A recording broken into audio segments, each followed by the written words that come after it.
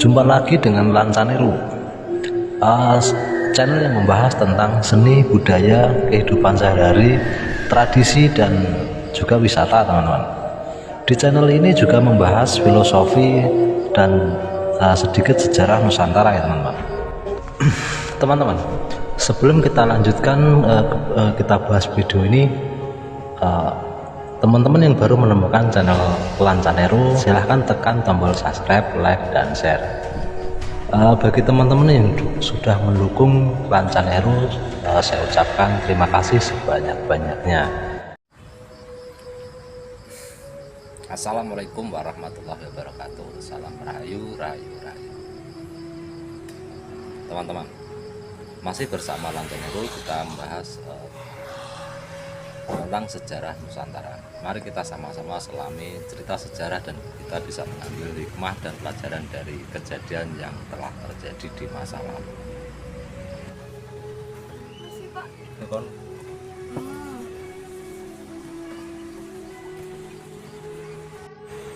Teman-teman, di dalam sebuah pemerintahan itu peran penasehat itu sangat penting dalam mengambil keputusan. Ini biasanya para pemimpin itu melibatkan penasehat untuk berdiskusi agar menghasilkan kebijakan yang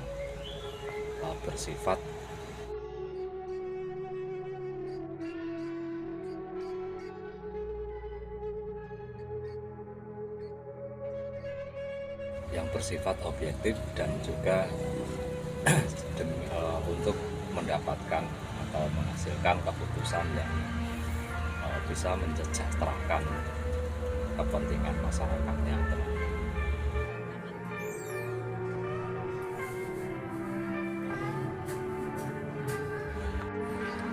Di awal-awal Majapahit berdiri, Dyah Wijaya itu mengangkat seorang penasihat yang dijadikan penasihat utama, yaitu Mahapatih Nampi.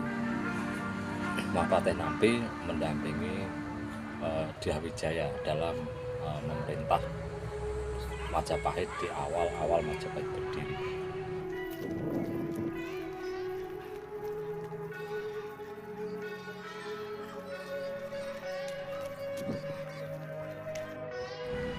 Di dalam memperjuangkan Majapahit menjadi kerajaan besar, itu Dyah Wijaya itu didampingi oleh beberapa tokoh penasehat, ya teman-teman.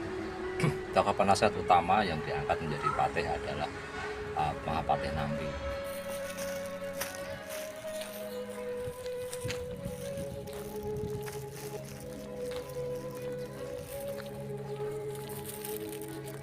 Selain itu juga ada Ranggalawe, Lambusora, Buanabrang, Dihalayuda, Gajah Mada, dan lain-lain.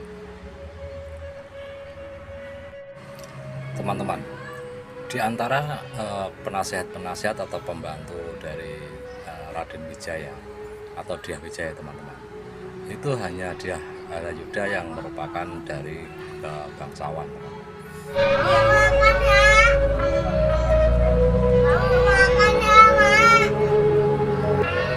Itu tercermin dari penggunaan nama Dyah di depan namanya, seperti juga dengan Dyah Wijaya yang kemudian di zaman setelahnya dikenal dengan sebutan Raden.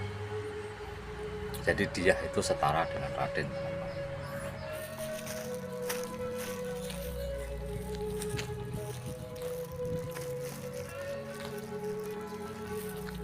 Yang merupakan sebuah nama gelar untuk bangsawan pada masa dulu, masa Majapahit dan sebelumnya. Sedangkan yang lainnya seperti Ranggalawe, Lembusora, Buanabrang, dan Gajah Mada itu bukan dari bangsawan.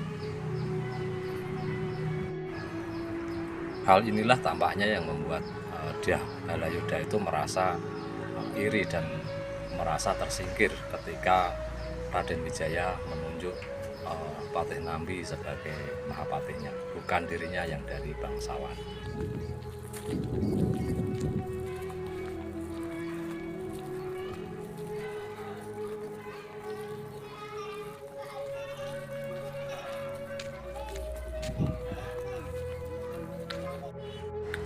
Teman-teman, pentingnya peran penasehat di dalam sebuah pemerintahan itu seperti contohnya ketika zaman Diah itu dengan adanya penasehat, maka ada sebuah tempat untuk berdiskusi untuk mencapai sebuah keputusan yang bijaksana yang akan membawa kemakmuran bagi masyarakat pada umumnya, teman-teman. Sejarah seperti inilah yang sebenarnya yang harus kita contoh, kita pelajari untuk kita yang menjadi pemimpin di era modern ini untuk bisa mencapai keputusan-keputusan yang efektif dan berakibat positif terhadap kepentingan masyarakat.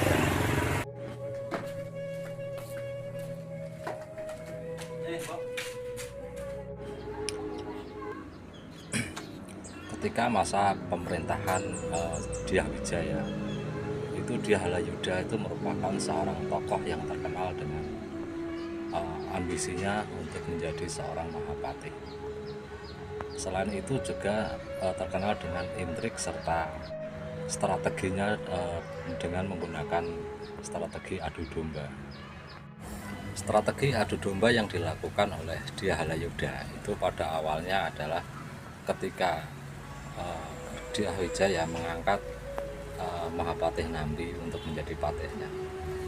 Itu Dyah Halayudha berhasil menghasut Ranggalawe untuk menentang keputusan Sang Raja. Dan hal ini dalam waktu yang bersamaan juga Halayudha itu berhasil untuk menghasut Patih Nambi untuk melawan apa yang dilakukan oleh Ranggalawe. Hingga buntutnya Ranggalawe tewas di dalam sebuah pertempuran di tepi Kali Tambak Beras. Ranggalawe dicap sebagai pemberontak.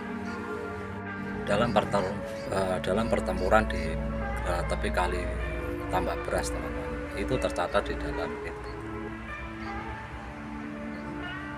di dalam kitab Pararaton menyebutkan bahwa Ranggalawe tewas di tangan Kepuan Abrang. Kemudian Lembu Sora itu tidak terima karena Ranggalawe masih keponakannya, dan Kepuan Abrang akhirnya tewas di tangan Lembu Sora. Teman-teman, Dyah Halayudha kembali beraksi dengan taktik liciknya itu pada tahun 1300 Masehi, teman-teman. Ya, ketika itu yang menjadi korbannya adalah Lembu Sora yang masih ada kaitannya dengan peristiwa Perang Tambak Beras. Teman-teman, Lembu Sora akhirnya menjadi korban fitnah dari Dyah Halayudha dan mati di tangan prajurit Majapahit. Pertunjukan kelicikan yang ditampilkan oleh Dyah Halayudha tidak hanya sampai di situ. Terakhir pada tahun 1316 itu ketika orang tua dari Mahapatih Nambi meninggal dunia, teman-teman. Ketika itu Dyah Halayudha mengatasnamakan sebagai utusan raja itu menyarankan kepada Patih Nambi untuk memperpanjang masa cutinya, dan kemudian Dyah Halayudha akan melaporkan kepada sang raja atas cuti yang diminta oleh Patih Nambi. Tetapi apa yang disampaikan sangat bertentangan dengan apa yang dibicarakan dengan Patih Nambi. Tetapi malah justru mengadukan bahwa Patih Nambi tidak mau pulang ke Majapahit dengan tuduhan ingin melakukan perbuatan makar atau memberontak di Lumajang, teman-teman. Pada penyerbuan ke Lumajang ini dipimpin langsung oleh Dyah Halayudha sendiri, teman-teman, dan mengakibatkan tewasnya Patih Nambi dan segenap keluarganya. Teman-teman, kemudian Halayudha itu berhasil menduduki posisi sebagai Mahapatih. Tetapi ketika kecurangan dan kelicikan Halayudha itu terbongkar, maka Halayudha itu mendapatkan hukuman yang sangat mengerikan ketika itu, teman-teman. Dia dihukum dengan cara dicapit-capit tubuhnya seperti celeng. Dan peristiwa ini melahirkan seorang tokoh yang sangat bijaksana yang kemudian menjadi Mahapatih di Majapahit menggantikan Patih Halayudha, yaitu Mahapatih Arya Tadah.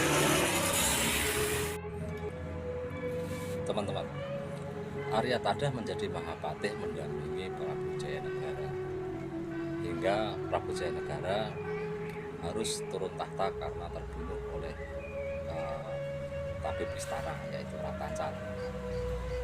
Sampai kemudian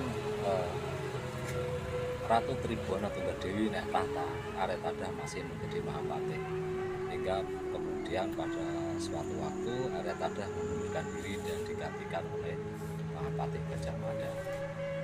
Teman-teman, pasangan antara Mahapatih Gajah Mada dengan Tribhuwana Tunggadewi inilah yang membuat Majapahit semakin berkembang menjadi sebuah kemaharajaan. Teman-teman, sampai di sini yang bisa saya sampaikan di video kali ini, teman-teman. Jangan lupa untuk menyalakan tombol loncengnya agar teman-teman tidak ketinggalan video-video yang terbaru dari Lancaneru.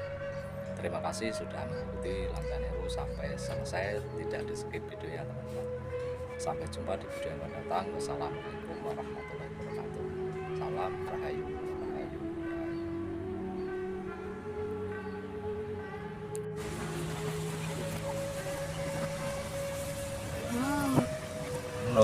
Apa sih?